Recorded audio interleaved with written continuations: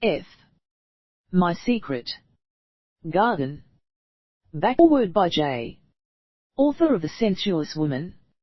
I've never met Nancy Friday, but I feel that I know her, for I still have pictures of her wedding tucked away in a drawer.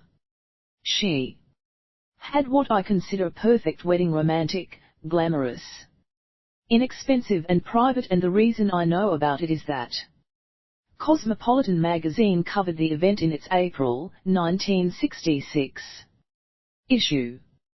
The article was titled "Marry the Man Today, in Rome," and when the manuscript of My Secret Garden was sent to me for comment, I dug out Cosmopolitan and took another look at the author. My memory was accurate. Nancy Friday looks like a former Miss America, pretty, wholesome, well-scrubbed, glowing. This girl has written a book on women's sexual fantasies. There couldn't be a more perfect author, for it's time that we removed the veils of misunderstanding from this subject and made it respectable. Too many people assume that anyone who has sexual fantasies is mentally sick or oversexed or both. Miss Friday's healthy attitude and common sense comments will do much to alleviate guilt, fears and ignorance, and the fact that she is somewhat of a girl next door type will be comforting to readers who feel that sexual fantasies aren't well bred. Admittedly, the reader will at times have to fight off shock, prurient interest and distaste while reading My Secret Garden. This is no coffee table book, nor should it be left around where children might pick it up.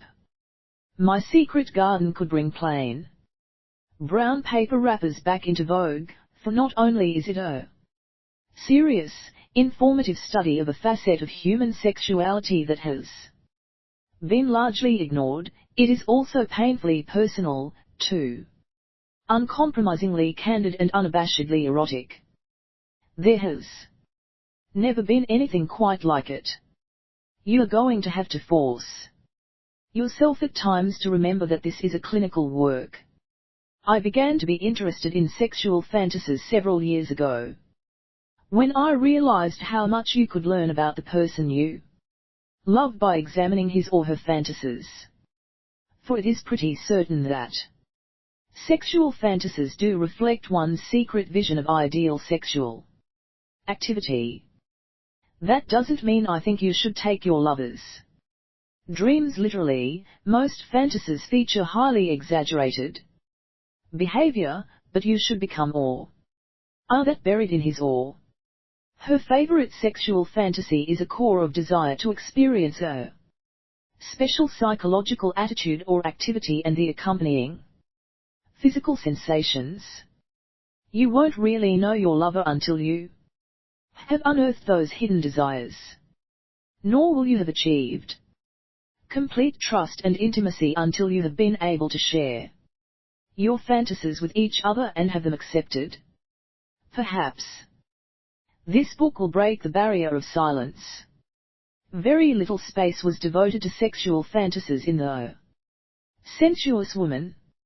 Most of the women I interviewed were uninhibited in their discussions of the subject, and I incorporated some of their comments into several chapters.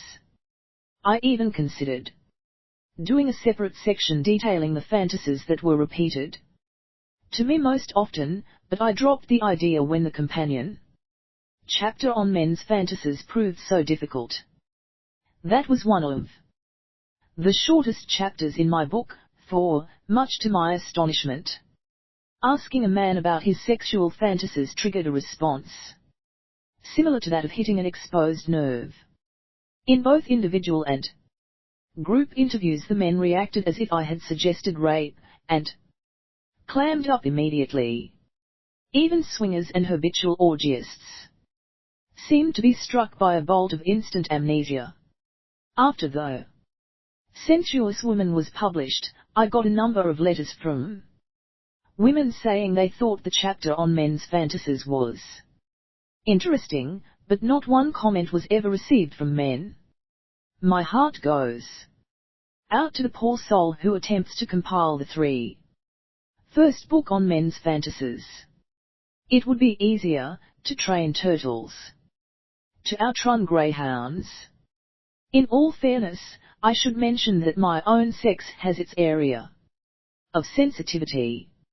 I had an extremely difficult time getting many women to discuss masturbation. They would volunteer every detail of their lovemaking, acknowledge extramarital affairs, etc. without embarrassment, but be unable to even say the word masturbation, much less admit to engaging in this very normal activity. Only when they were describing a sexual fantasy were these women able to relax enough to speak of masturbation. I mention all this to explain my opinion that men and women will react very differently to my secret garden. I suspect that women generally will be fascinated by the revelations in this book, but not surprised. Nor will these readers have trouble in acknowledging that they too fantasize. Those women, however, who consider sexual intercourse unpleasant and or unsatisfying, will be revolted by the explicit and enthusiastically carnal sexual daydreams of the women in this book and will reject and deny their own fantasies both to the world and to themselves. And how will the male react? The first man I gave my secret garden to was so turned on by the book that he went on a lovemaking marathon. But, unfortunately for the women in America, I suspect that this reaction was not average. The next few male readers were much like Th. E. Men Nancy Friday tells us about. Since many of the women in this book regard their sexual fantasies as more intimate than the sex act itself, the men felt that their masculinity was threatened. How could any dream be more satisfying than me? These readers were especially furious at the fantasies where women imagined that their husbands were movie or sports stars during their lovemaking. A common male fantasy, by the way, is to imagine while he is making love to his wife or girlfriend that she is Raquel Welch, Ava Gardner or whoever else excites him. The double standard seems to extend even to dreams. 4. Some men, already unnerved by the onslaught of women's lib, will be angered that they are treated as sex objects in most women's fantasies and be shocked and frightened by some of the contributors' lusty, dominating, twisted dreams. The possibility that Susan, his demure little wife, could imagine even one of the outrageous acts in my secret garden will be more than this type of man can handle emotionally, and my advice to Susan is that she let him know that she approves of the book but keep her fantasies to herself until he matures a little more. Women are going to have to do most of the work of helping men acknowledge that it isn't freaky to fantasize. I know I haven't told you any of my fantasies. I'm not about to. So much of my sex life was revealed in the sensuous woman. All I have left are my fantasies. Variations of them are in my secret garden though. The first thing I did when I got the manuscript was look through it to see if I was represented, and I bet your secret garden is here, too. Nancy Friday has collected enough fantasies so that there is something for everyone. Whether you like it or not, my secret garden is a milestone in sex education, for it explores one of the last uncharted areas of female sexuality and forces us to acknowledge the probability that fantasies are as necessary to our sexual well-being as dreams are to healthy sleep. More scientifically oriented books will follow as sex researchers start to give fantasies the attention they deserve, but I doubt if the expert's book will be as human and readable as my secret garden. The 10th of December, 1972. J. Author of The Sensuous Woman 5. Chapter 1. Tell me what you are thinking about, he said. In my mind, as in our fucking, I am at the crucial point. We are at this Baltimore Colt Minnesota Viking football game, and it is very cold. 4 or 5 of us are huddled under a big Glen plaid blanket. Suddenly we jump up to watch Johnny Unitas running toward the goal. As he races down the field, we all turn as a body, wrapped in our blanket, screaming with excitement. Somehow, one of the men, I don't know who, and in my excitement I can't look, has gotten himself more closely behind me. I keep cheering, my voice an echo of his, hot on my neck. I can feel his erection through his pants as he signals me with a touch to turn my hips more directly toward him. Unitas is blocked, but all the action, thank God, is still going toward that goal, and all of us keep turned to watch. Everyone is going mad. He's got his cock out now, and somehow it's between my legs. He's torn a hole in my tights under my short skirt, and I yell louder as the touchdown gets nearer now. We are all jumping up and down, and I have to lift my leg higher, to the next step on the bleachers, to steady myself. Now the man behind me can slip it in more easily. We are all leaping about, thumping one another on the back, and he puts his arm around my shoulders to keep us in rhythm. He's inside me now, shot straight up through me like a ramrod. My God, it's like he's in my throat all the way.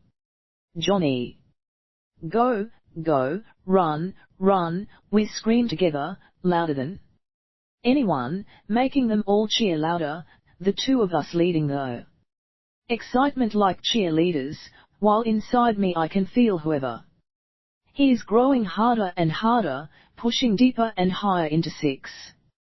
Me with each jump, until the cheering for Unitas becomes the rhythm of our fucking, and all around us everyone is on our side, cheering us and the touchdown. It's hard to separate the two now. It's Unitas' last down, everything depends on him. We're racing madly, almost at our own touchdown. My excitement gets wilder, almost out of control, as I scream for Unitas to make it as we do, so that we all go over the line together. And as the man behind me roars, clutching me in a spasm of pleasure, Unitas goes over, and I tell me what you are thinking about, the man I was actually fucking said, his words as charged as the action in my mind. As I'd never stopped to think before doing anything to him in bed. We were that sure of our spontaneity and response, I didn't stop to edit my thoughts. I told him what I'd been thinking. He got out of bed, put on his pants and went home. Lying there among the crumpled sheets, so abruptly rejected and confused as to just why, I watched him dress. It was only imaginary, I had tried to explain, I didn't really nt that other man at the football game. He was faceless. A nobody. I'd never even have had those thoughts, much less spoken them out loud, if I hadn't been so excited, if he, my real lover, hadn't aroused me to the point where I'd abandoned my whole body, all of me, even my mind. Didn't he see? He and his wonderful, passionate fucking had brought on these things, and they, in turn, were making me more passionate. Why, I tried to smile. He should be proud, happy for both of us. One of the things I had always admired in my lover was the fact that he was one of the few men who understood that there could be humor and playfulness in bed. But he did not think my Football fantasy was either humorous or playful. As I said, he just left. 7.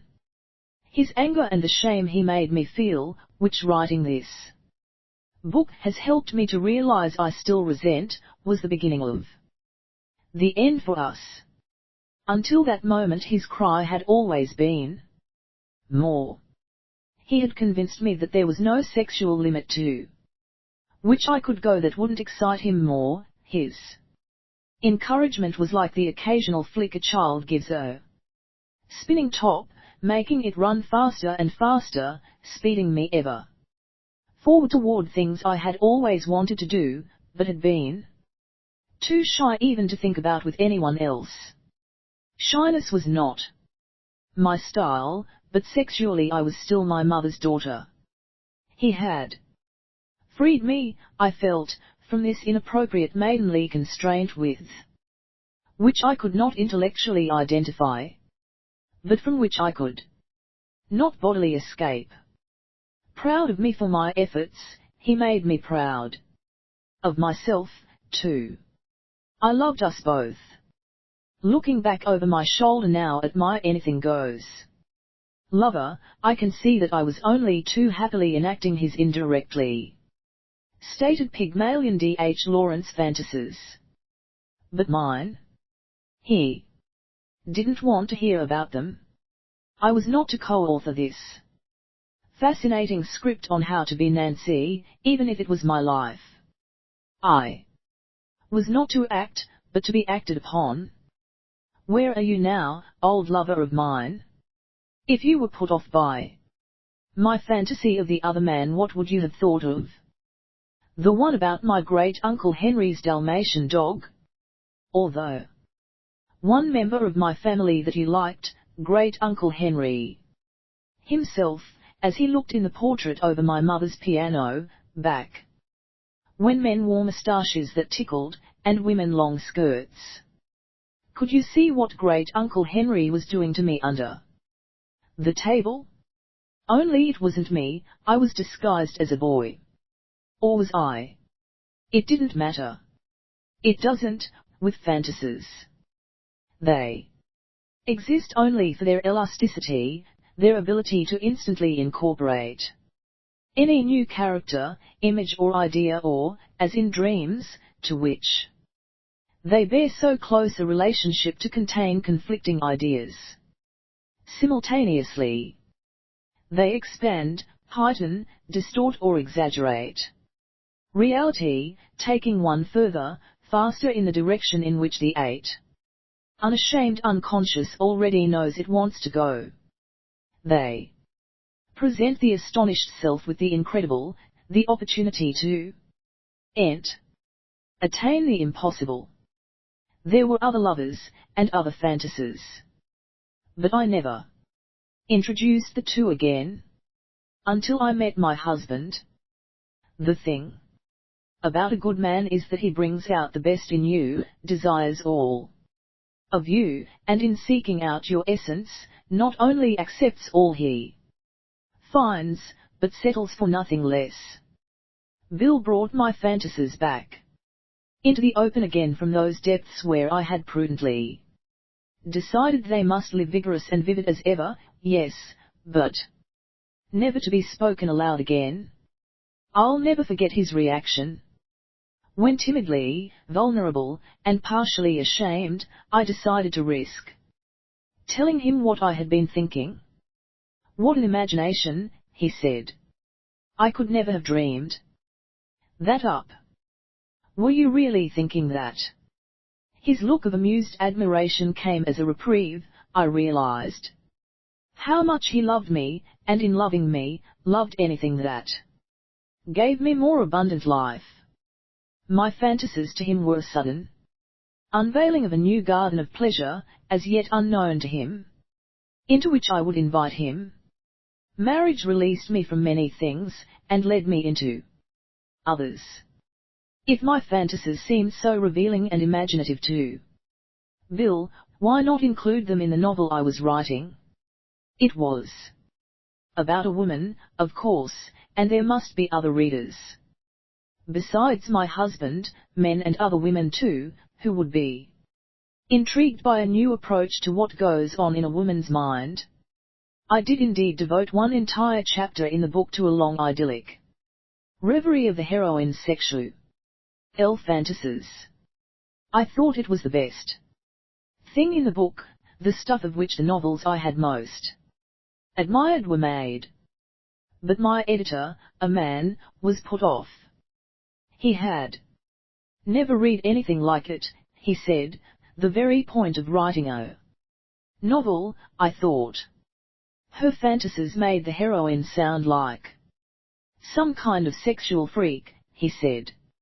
If she's so crazy about this guy she's with, he said, if he's such a great fuck, then why is she thinking about all these other crazy things? Why isn't she thinking about him? I could have asked him a question of my own: why do men have sexual fantasies, too? Why do men seek prostitutes to perform certain acts when they have perfectly layable ladies at home? Why do husbands buy their wives black lace G-strings and nipple-exposing bras, except in pursuit of fantasies of their own? In Italy, men scream Madonna Mia when they come, and it is not uncommon, we learn in Eros Denied, for an imaginative Englishman to pay a lady for the privilege of eating the strawberry cream puff, like Nanny used to make. She has kindly stuffed up her cunt. Why is it perfectly respectable, and continually commercial, for cartoons to dwell on the sidewalk figure of Joe Average eyeing the passing luscious blonde, while in the balloon drawn over his head he puts her through the most exotic paces? My God! Far from being thought reprehensible, this last male fantasy is thought amusing, family fun, something a father can share with his son. Men ex Angie sexual fantasies in the barroom, where they are called dirty jokes. The occasional man who doesn't find them amusing is thought to be odd man out. Blue movies convulse bachelor dinners and salesmen's conventions. And when Henry Miller, D.H. Lawrence and Norman Mailer, to say nothing of Genet, put their fantasies on paper, they are recognized for what they can be, art. The sexual fantasies of men like these are called novels. Why then, I could have asked my editor, can't the sexual fantasies of women be called the same? But I said nothing.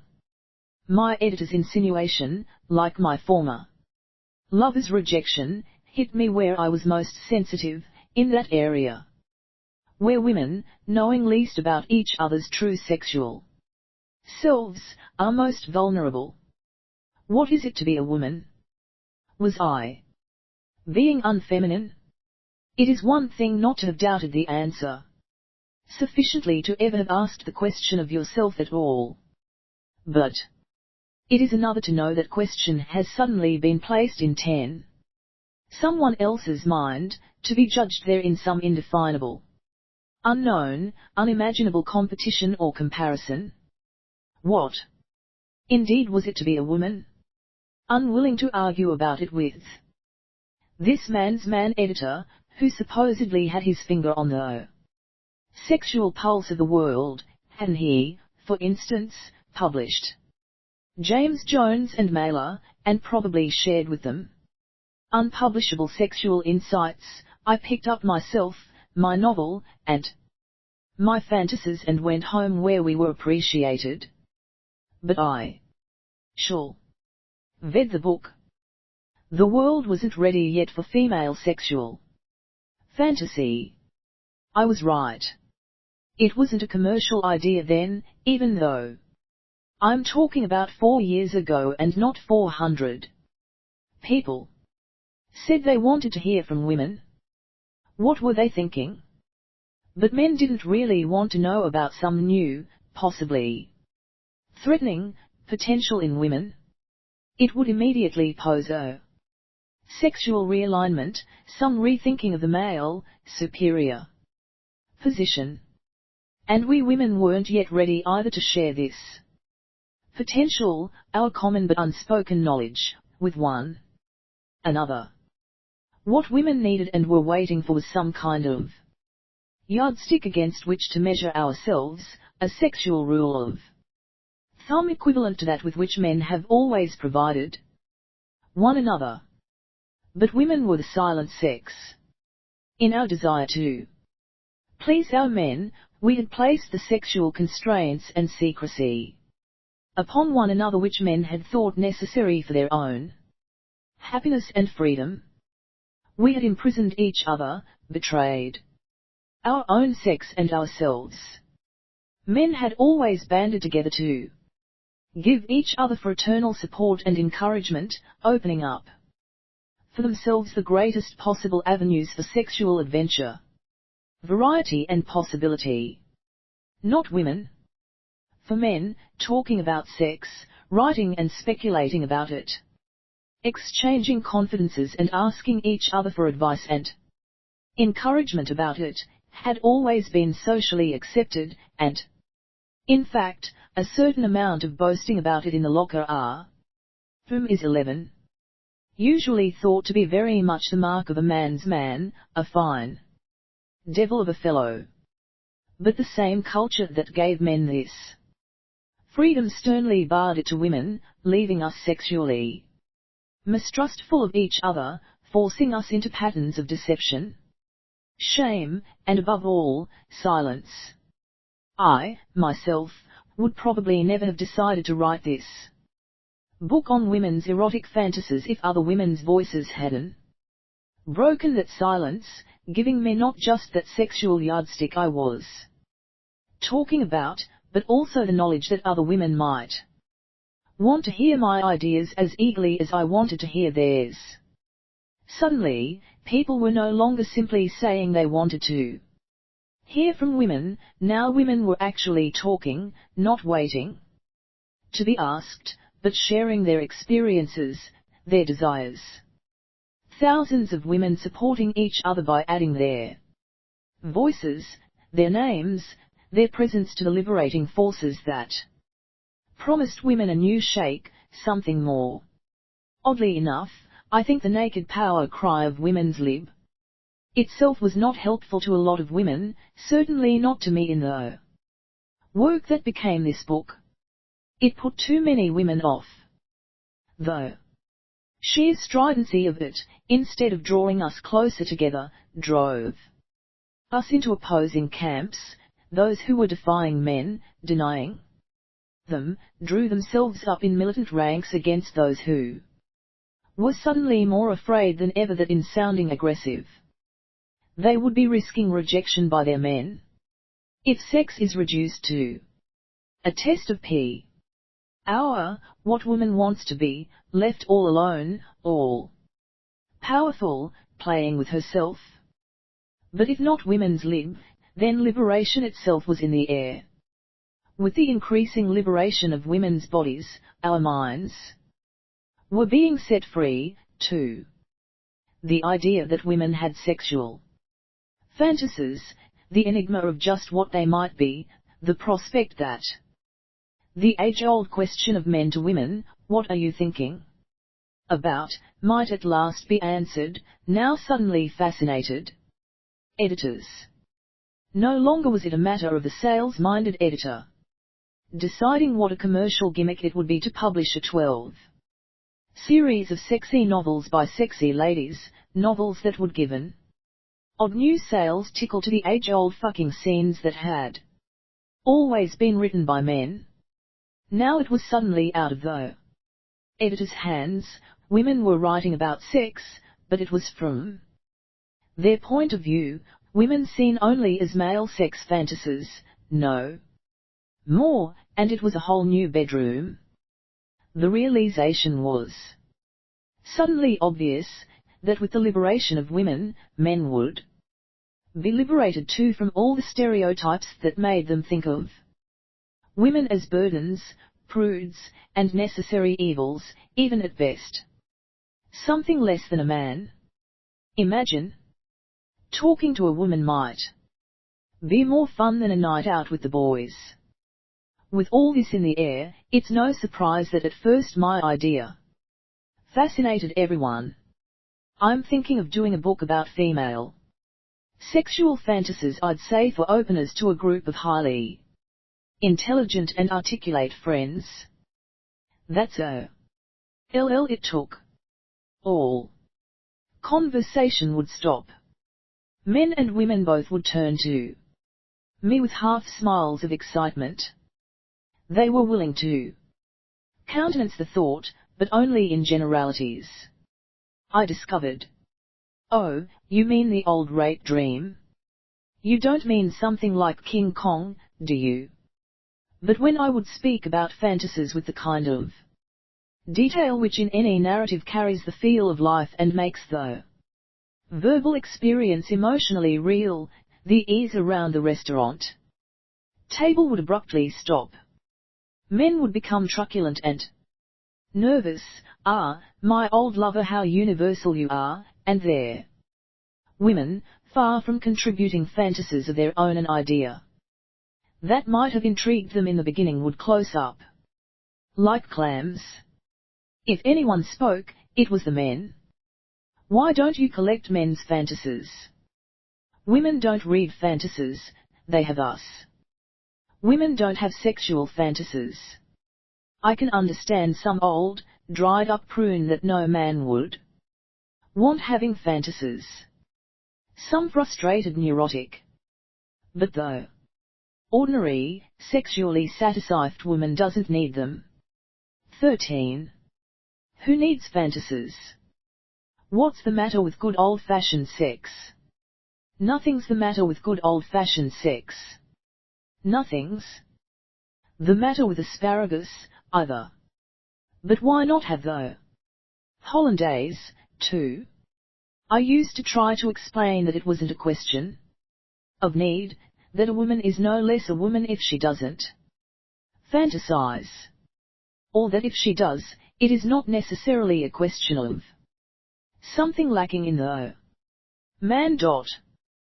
But if a woman does fantasize, or wants to, then she should accept it without shame or thinking herself freaky, and so should the man.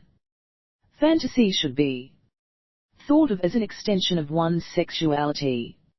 I think it was this idea, the notion of some unknown sexual potential in their women, the threat of the unseen, all-powerful rival, that bothered men most. Fantasies during sex? My wife?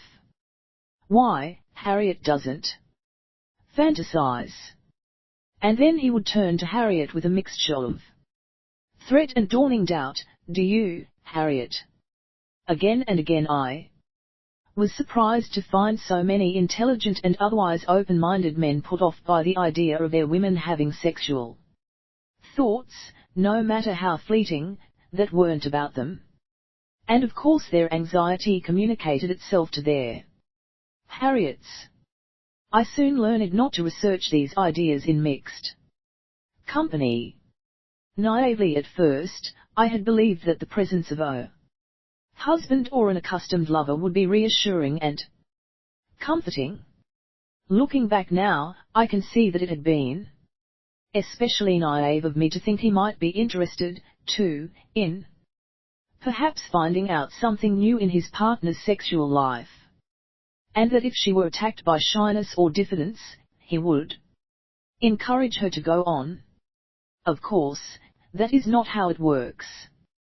But even talking to women alone, away from the visible anxiety the subject aroused in their men, it was difficult getting through to them, getting through the fear, not of admitting their fantasies to me, but of admitting them to themselves. It is this not so conscious fear of rejection that leads women to strive to 14. Change the essence of their minds by driving their fantasies down deep into their forgotten layers of mind. I wasn't attempting to play doctor in the house to my women. contributors, analyzing their fantasies was never my intention. I simply wanted to substantiate my feeling that women do fantasize and should be accepted as having the same unrealized desires and needs as men, many of which can only find release in fantasy. My belief was, and is, that given a sufficient body of such information, the woman who fantasizes will have a background against which to place herself. She will no longer have that vertiginous fright that she alone has these random, often unbidden thoughts and ideas. Eventually, then, I developed a technique to enable and but the shyest women to verbalize their fantasies. For instance, if, as in many cases, the first reaction was, who, me? Never. I'd show the one or two fantasies I'd already collected from more candid women. This would allay anxiety. I thought my ideas were wild. But I'm not half as far out as that girl. Or it would arouse a spirit of competition which is never entirely dormant among our sex. If she thinks that fantasy she gave me to read is so sexy, wait till she reads mine. In this way, without really working at it too hard, I had put together quite a sizable, though amateur, collection. After all, everything to date was from women I knew, or from friends of friends who would sometimes phone or write to say they had heard of what I was doing and would like to help by being interviewed themselves. Somewhere along the way, though, I realized that if my collection of fantasies was going to be more than just a cross-section of my own narrow circle of friends, I would have to reach out further. And so I placed an ad in newspapers and magazines which reached several varied audiences. The ad merely said, 15 female sexual fantasies wanted by serious female researcher. Anonymity guaranteed. Box XYZ. As much as I'd been encouraged by my husband and also by the spirit of the times in which we live, I think it was the letters that came that marked the turning point in my own attitude toward this work. I am no marcher, nor Red Crosser, but some of the cries for help and sighs of relief in those letters moved me. Again and again they would start, thank God, I can tell these thoughts to someone. Up till now I've never confided mine to a living soul. I have always been ashamed of them, feeling that other people would think them unnatural and consider me a nymphomaniac or a pervert. I think it fair to say that I began this book out of curiosity about myself and the odd explosive excitement / anxiety syndrome the subject set up in others, the male smugness of my rejecting lover and that know-it-all editor kept me going, but it became a serious and meaningful effort when I realized what it could mean. Not only to all the sometimes lonely, sometimes joyful, usually anonymous women who were writing to me, but to the thousands and thousands who, though they were too embarrassed, isolated, or ashamed to write, might perhaps have the solitary courage to read. Today we have a flowering of women who write explicitly and honestly about sex and about what goes on in a woman's mind and body during the act. Marvelous writers like Edna O'Brien and Doris Lessing. But even with women as outspoken as these, they feel the need for a last seventh veil to hide acknowledgement of their sexuality. What they write calls itself fiction. It is a veil I feel it would be interesting and even useful to remove as a step in the liberation of us all, women and men alike. For no man can be really free in bed with a woman who is not 16. Putting this book together has been an education. Learning what other women are like, both in their fantasies and in their lives. It is sometimes difficult to separate the two. Has made me gasp in disbelief, laugh out loud occasionally, blush, sigh a lot, feel a sense of outrage, envy, and a great deal of sympathy. I find my own fantasies are funnier than some, less poetic than others, more startling than a good number, but they are my own. Naturally, my best fantasies, my favorites of the moment. Numbers 1, 2, and 3 on my private hit parade are not included here. One thing I've learned about fantasies: they are fun to share. But once shared, half their magic, their intellect, able power, is gone. They are sea pebbles upon which the waters have dried. Is that a mystery? So are we all. 17. Chapter 2. Why fantasies when you have me? Frustration. Most people think women's sexual fantasies fill a need, a vacancy, that they are taking the place of the real thing, and as such arise not in moments of sexual plenty, but when something is missing. Since frustration, therefore, is the beginning of popular understanding of why women fantasize, let's begin with 2 fantasies from frustrated women. Madge. What a relief it is to admit to fantasies and to tell them to someone as understanding as you obviously are. I have a regular fantasy brought on by lack of interest by my husband. He fucks me every 5 or 6 weeks, and it is always the same. We are in bed with the lights out and he starts to play with his prick. This goes on often for half an hour or even longer. He used to get me to do it, but he doesn't bother now. I feel him start to really rub hard and breathe heavily, then he pulls up my nightie, still under the sheet, says, "Open your legs," and after about 2 seconds he comes inside me, rolls off, and goes to sleep. All this time, and especially afterward when I know he's asleep, I play with myself. Then I really enjoy my fantasy. I find myself at the door of a big house, the door opens and a very big black man with a buxom black woman behind him are 18 inside. He grabs me and pulls me inside, with the woman pushing, helping him. They drag me into a room in which a large Alsatian, very obviously male in the full sense, is tied up with a boy of about 14. The boy is naked. I am ordered to strip naked. "Let's see what you've got," the black man leers at me. I protest and he produces a whip while his wife forcibly undresses me and ties my hands behind my back. She takes his trousers off and exposes his prick, which is abnormally big and stiff, as she rolls his foreskin back and forth. I am forced to kneel in front of him, and when he tells me to, I am forced to use the words cock and prick to describe it.